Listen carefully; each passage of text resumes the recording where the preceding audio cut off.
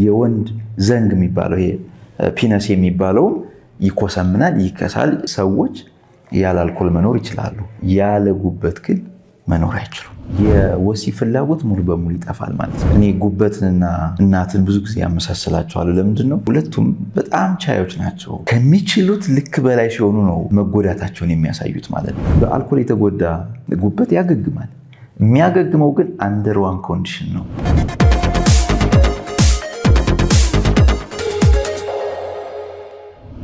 ሰላም ጤና ይስጥልን። የተወደዳችሁ የአርት ኢንደርዚ ሚዲያ ቤተሰቦች እንደምን አላችሁ? ይህ ጥበብና ጤና ነው። ስለዚህ ዛሬ እንደተለመደው እጅግ በጣም ጠቃሚ የሆነ ጤና መረጃ ይዤላችሁ መጥቻለሁ። በየትኛውም ዓለም የምትኖሩ ውድ ኢትዮጵያውያን ይህን ቪዲዮ ስትጀምሩ ላይክ ብላችሁ እንድትጀምሩ በአክብሮት ጠይቃችኋለሁ። ሼር እንድታደርጉ ጠይቃችኋለሁ። ሰብስክራይብ ሳታደርጉ አትውጡ። ዛሬ የምንወያየው ጉበታችሁ መጠቃቱን ወይም ደግሞ የጉበታችሁ ጤና መታወኩን የምታውቁባቸው 10 ምልክቶችን የምነግራችሁ ማለት ነው። በተለይ አዘውትረው አልኮል ለረጅም ጊዜ የሚወስዱ ሰዎች ከልባቸው እንዲያደምጡንና እንዲያውቁት የምፈልጋቸው የጉበት ጤና መታወክን ሊያሳዩ የሚችሉ 10 ምልክቶችን ዛሬ ይዤላችሁ መጥቻለሁ ማለት ነው። እንግዲህ እንደምታውቁት የጉበት በሽታ እጅግ አደገኛ ገዳይ የበሽታ አይነት ነው ማለት ነው። በተለያየ ዜና ሀገራችን ጋር እንደምትሰሙት አብዛኛው አርቲስቶች፣ አብዛኛው ባለጸጎች እንዲሁም አልኮልን አዘውትረው የሚጠቀሙ የትኛውም የህብረተሰብ ክፍሎች በዚህ በጉበት በሽታ ታመው ይሞታሉ ማለት ነው። ስለዚህ ቀድመው ግን እነዚህን 10 ምልክቶች ቢያውቁና የሚጠቀሙት አልኮል እንዲሁም እንግዲህ አልኮል ብቻ አይደለም የጉበትን ጤና የሚጎዳው፣ ግን ዛሬ ውይይታችን በዋናነት አልኮል አዘውትረው የሚጠቀሙ ሰዎች ጉበታቸው ሲጎዳ የሚያሳዩቸውን 10 ምልክቶች አተኩረን ስለሆነ የምንሰራው በእነሱ ዙሪያ ነው የምናጠነጥነው ማለት ነው። ስለዚህ እጅግ በጣም ብዙ ሰዎች በዚህ የጉበት በሽታ ይሞታሉ ማለት ነው። እንደው በቅርቡ እንኳን ብናስታውስ የአርቲስት ነፃነት ህልፈት እንዲሁም የሌሎችም አርቲስቶችን መግለጽ ይቻላል። እነዚህ ምናልባት እንግዲህ የሰውን ፕራይቬሲ መንካት አልፈልግም፣ ነገር ግን አልኮልን አዘውትሮ ከመውሰድ ጋር የተያያዙ ችግሮች እንደሆኑ ማሳየት እፈልጋለሁ ማለት ነው። ስለዚህ ጉበታችን በጣም የሚደንቅ የሰውነታችን ኦርጋን ነች ጉበት ማለት ነው። በእርግጥም እኔ ጉበትንና እናትን ብዙ ጊዜ ያመሳስላቸዋለሁ። ለምንድን ነው? ሁለቱም ጉበትና እናት በጣም ቻዮች ናቸው። ከሚችሉት ልክ በላይ ሲሆኑ ነው መጎዳታቸውን የሚያሳዩት ማለት ነው።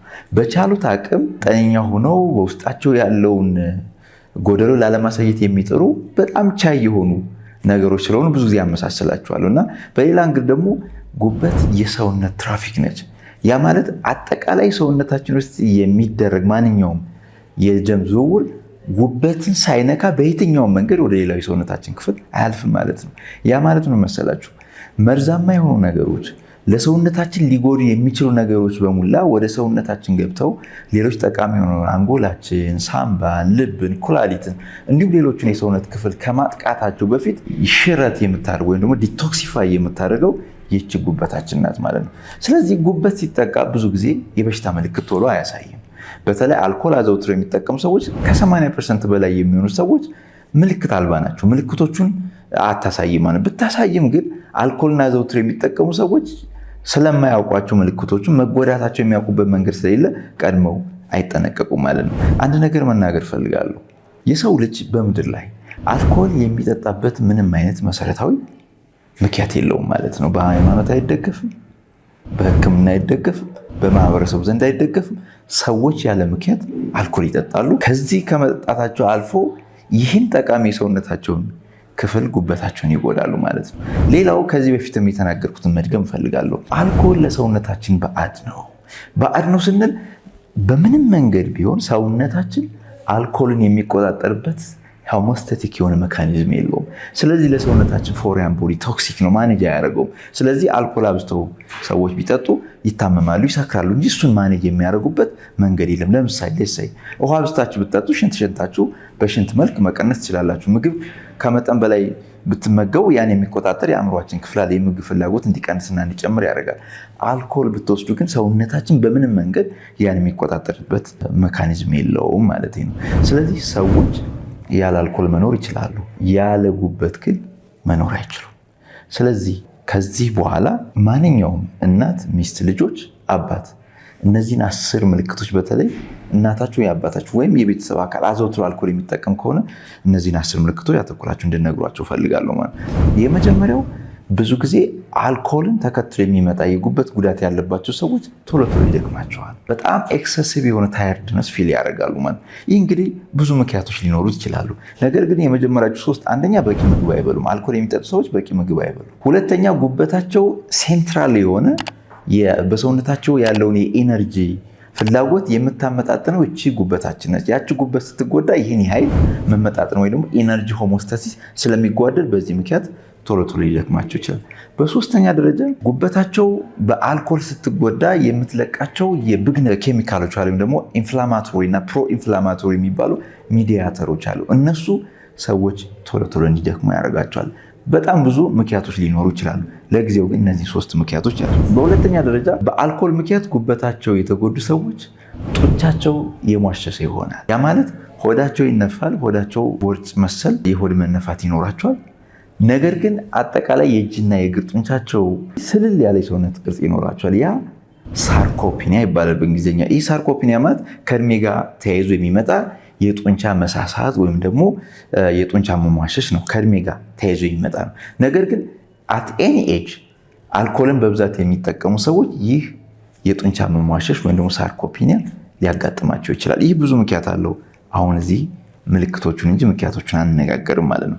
በሶስተኛ ደረጃ ከሆድ ጋር ተያይዞ የሚመጡ ምልክቶች አሉ። በተለይ በአልኮል መጥ የሆነ የጉበት ጉዳት በሚኖርበት ጊዜ የሆድ አለመመቸት ይኖራል።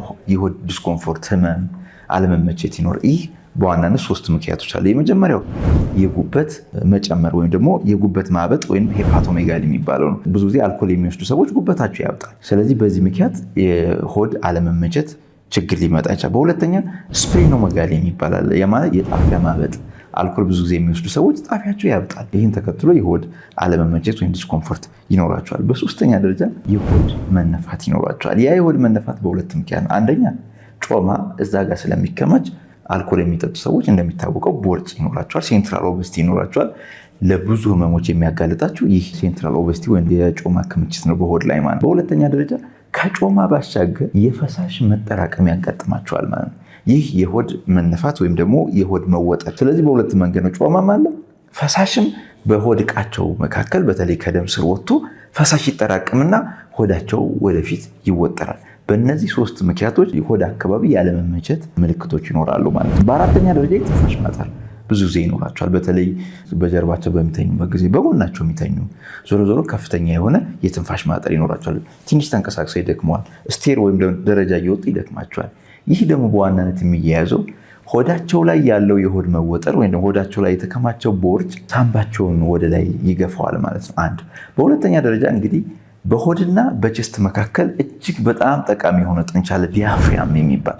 ያ ዲያፍራም የሚባለው ጡንቻ it is a demarcation between the chest cavity and the abdomen ማለት ነው። በቼስትና በሆድ መካከል ያለ ጡንቻ ነው። በትክክል እጅግ ጠቃሚ የትንፈሳ ጡንቻ ነው ማለት ነው። ስለዚህ ሆድ በሚጨምርበት ጊዜ፣ የሆድ መወጠር በሚኖርበት ጊዜ ይህን ጡንቻ ወደ ላይ እየገፋው ይመጣል ማለት ነው። ስለዚህ ምንድነው ይሄ ጡንቻ ብዙ ጊዜ አየር ወደ ውስጥ በምናስገባበት ጊዜ ወደታች ይወርድ ነበረ። አየር በምናስወጣበት ጊዜ ደግሞ ወደ ላይ ይወጣ ነበር። ነገር ግን አሁን ቦርጭ ያላቸው ሰዎችና የሆድ መወጠር ያለባቸው ሰዎች አየር በሚያስገቡበት ጊዜ ይህ ዲያፍራም ያልኳችሁ ጡንቻ ወደታች አይወርድም ማለት ነው።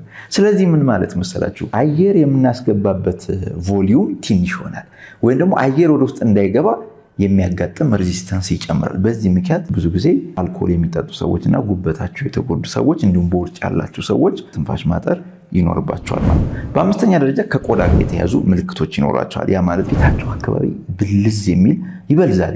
ምንድነው አይታችሁ ከሆነ አልኮል የሚጠጡ ሰዎች ጉንጭና ጉንጫቸው አካባቢ እጅግ ብልዝ ያለ ምልክት ታያላችሁ። እሱ አንደኛው የጉበት መጎዳትን የሚያሳይ ነው። ሁለተኛ የስፓይደር አንጆማ ይባላል። የሸረሪት ድር የመሰለ የደም ስር አሬንጅመንት ይኖራቸዋል። ብታያቸው የሆነች ነጥብ የመሰለች ትኖርና ከዛ ላይ እንደ ስፓይደር ወይም ደግሞ እንደ ሸረሪት ድር የሚበተን የደም ስር ያለ ነገር ፊታቸው ጋር ነው። ያ ስፓይደር አንጆማ ይባላል። ያ ይኖራቸዋል። ሌላው እጃቸው በጣም ይቀላል።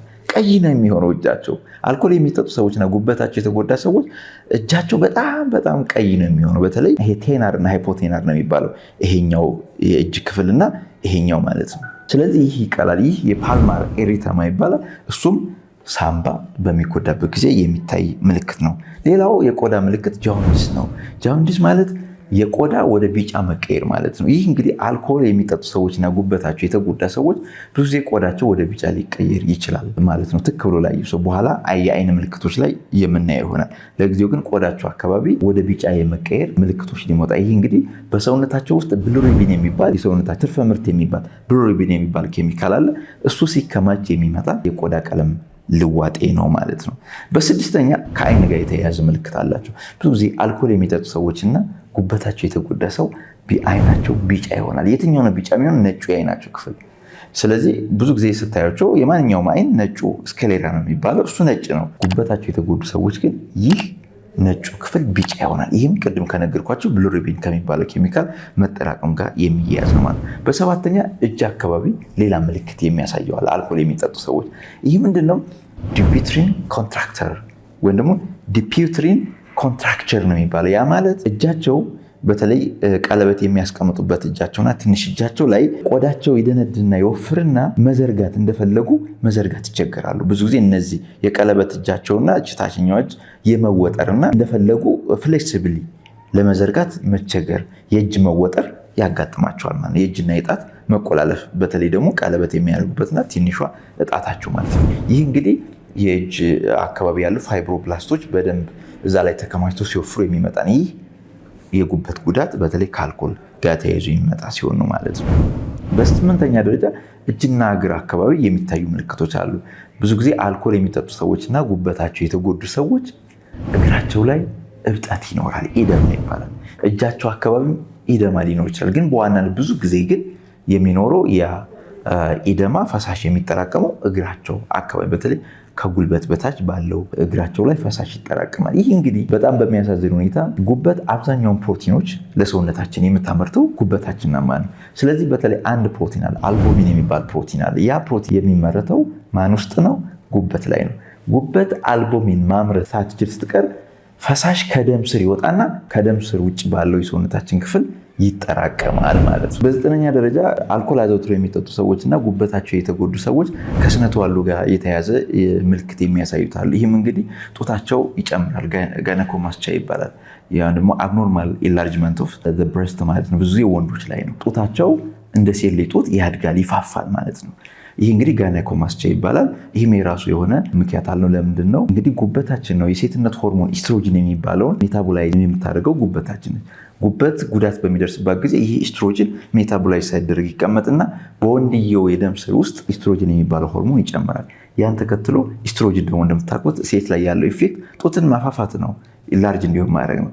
በዚህ ምክንያት የወንዶች ጡት ብዙ ጊዜ አልኮል የሚጠጡ ሰዎች ጡታቸው ይፋፋል፣ ያደገ ነው የሚሆነው። ስለዚህ ይህ የጉበት መጎዳት አንዱ ማሳያ ነው ማለት ነው። በሁለተኛ ደረጃ ይሄ ጎናዳል አትሮፊ የሚባለው የወንድ የዘር ፍሬ መሳሳት መኮስመን ያመጣል ማለት ይህ ቴስትስ የሚባለው ወንድነት የሚመሰረተው በዚች ታይኒ በምትባል ትንሽ ፍሬ በምታክል ኦርጋን ነው። እንግዲህ የወንድነት ስነልቦና የወንድነት ተክለ ሰውነት አጠቃላይ ሜል የሚባለው ሳይኪክ ቢውል የሚደረገው እዚህ ጋር ቴስትስ ላይ ነው፣ ወይም ደግሞ በአማርኛ ቆለጥ የሚባለው ማለት ነው። ስለዚህ ቆለጥ ጉዳት በሚደርስበት ጊዜ አጠቃላይ የወንድነት ሳይኪኮች አብረው እየተጓደሉ ነው የሚመጡት ማለት ነው። አንድም ይሄ የጡት መፋፋት ወንድ ላይ የሚመጣው በዛ ምክንያት ነው።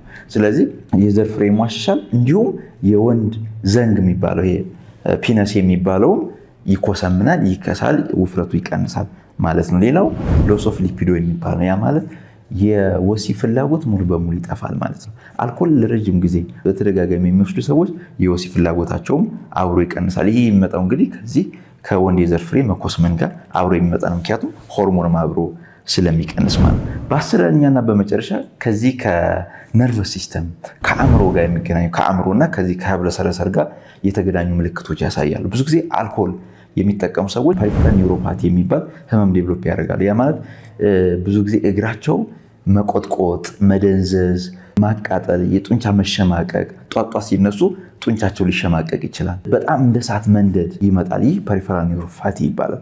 ለምንድነው የፐሪፈራል ኒውሮፓቲ ይመጣል? በሁለት ምክንያት። በዋናነት አልኮል በራሱ ለነርቮች ቶክሲክ ነው፣ ዳይሬክት ኢፌክት አለው ማለት ነው። በሁለተኛ ደረጃ ደግሞ አልኮል አዘውትረው የሚወስዱ ሰዎች የሚያጋጥማቸው የቫይታሚኖች ደፊሽንሲ አለ። በተለይ ቫይታሚን ቢ1 የሚባል በጣም ጠቃሚ የሆነ የነርቭ ጤንነትን የሚያለመልም ኤንዛይም በሰውነታቸው ይቀንሳል። ያን ተከትሎ እነዚህ ፐሪፈራል ኒውሮፓቲ ያልኳቸው ችግሮች ይከሰታሉ። ከዚህ አልፎ እንግዲህ ሌሎችም ችግሮች አሉ ከአእምሮ ጋር የሚያያዙ ማለት ሄፓቲክ ኢንኬፋሎፓቲ የሚባሉ ለምሳሌ የማስታወስ መቸገር፣ ፎርጌትፉልነስ ወይም ደግሞ ይሄ የመርሳት አዝማሚያ ይመጣል። ኮግኒቲቭ ኤቢሊቲ ናቸው። ይሄ ምንድነው አርቆ ሀሳቢነታቸው ይቀንሳል። የእንቅልፍ ፓተርናቸው ይስተጓጎላል። ብዙ ጊዜ ግራ ማጋባት፣ ኮንፊውዝድ የሚሆን የመድከም፣ ምንም አይነት ፍላጎት የማጣት፣ አፓቲክ መሆን፣ የግል ንጽህና መጠበቅ መቸገር ከዚህ ከኮግኒቲቭ ፋንክሽን ጋር አብሮ የሚገናኝ ነው ማለት ነው። አልኮል የሚጠጡ ሰዎች ብዙ ጊዜ የነርቭ ወይም በሌላ አነጋገር የአእምሮና የሀብለ ሰረሰር ከሌላው የሰውነት ክፍል ጋር ያለው ግንኙነት ይስተጓጎላል ማለት ነው። ስለዚህ እነዚህን 10 በጣም ጠቃሚ የሆኑ ምልክቶችን በተለይ ጉበት በአልኮል ሲጠቃ የሚያሳዩ ምልክቶች ናቸው። እንግዲህ ጉበትን የሚያጠቁት አልኮል ብቻ አይደለም። ዛሬ የምንወያየው አልኮል መሰረት ያደረገ ስለሆነ ነው እንጂ የሚጎዱ በጣም ብዙ ፋክተሮች አሉ። ስለነሱ በሌላ ጊዜ ሰፓሬት ቪዲዮ ይዤን ማወራችሁ። ዛሬ ግን እነዚህን ምልክቶች አልኮል አዘውትረው የሚጠጡ ቤተሰቦችን በማየት ቀድመው እንዲመረመሩና ራሳቸውን እንዲጠብቁ ማድረግ አስፈላጊ ነው። እነዚህ ምልክቶች የሚያሳዩ ሰዎች ምንድነው ማድረግ ያለባቸው? አንድ ነገር ብቻ ነው የሚያደርጉት። በአልኮል የተጎዳ ጉበት ያገግማል። የሚያገግመው ግን አንደር ዋን ኮንዲሽን ነው። አልኮልን ስንተው ብቻ ነው። አልኮል ሴሴሽን ነው። በምንም መንገድ ሌላ መካኒዝም የለም። አልኮል እየጠጡ ጉበትን ነፃ ማድረግ አይቻልም። ስለዚህ እነዚህ ምልክቶች የምታሳዩ ሰዎች ቀድማችሁ ምርመራ በማድረግ አልኮል አቁማችሁ የልባችሁን ጤንነት እንድትጠብቁ። ለምንድን ነው ያለ አልኮል መኖር ትችላላችሁ፣ ያለ ጉበታችሁ ግን ደቂቃዎች መቆየት አትችሉም። ይህን ለማለት ነው የምፈልገው። ሰናይ ጊዜ ይሆንላችሁ።